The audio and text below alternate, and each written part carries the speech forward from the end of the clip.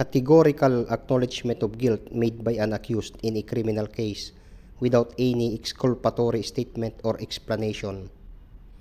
Answer: confession. One made before a court in which the case is pending and in the course of legal proceedings therein, and by itself can sustain a conviction even in capital offenses. Answer: judicial confession. One made in any other place or occasion and cannot sustain a conviction unless corroborated by evidence of the corpus delicti. Answer: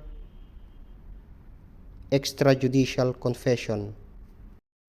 Is additional evidence of a different character to the same point. Answer: corroborative evidence. Is evidence of the same kind and to the same state of facts. Answer: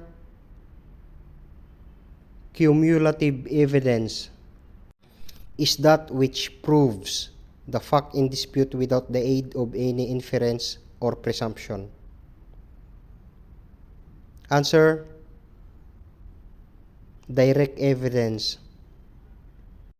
Is a piece of tangible evidence that merely illustrates a matter of importance in the litigation, such as maps, diagrams, models, summaries, and other materials created especially for litigation.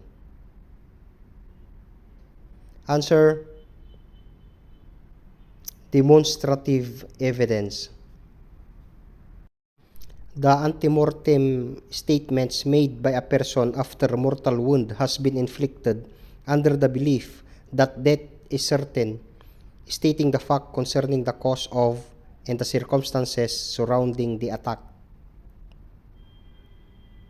Answer: dying declaration.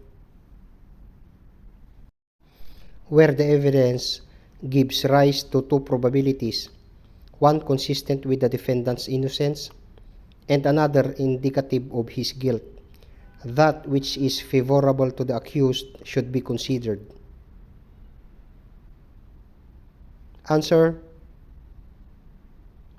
equipoise rule.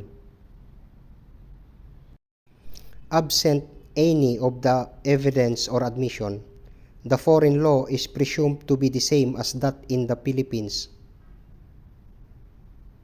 Answer: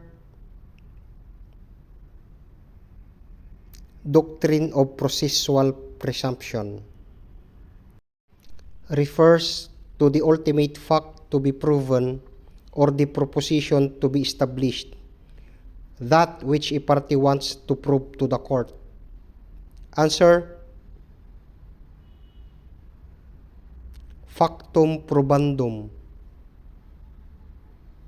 Refers to the evidentiary facts by which the factum probandum will be proved.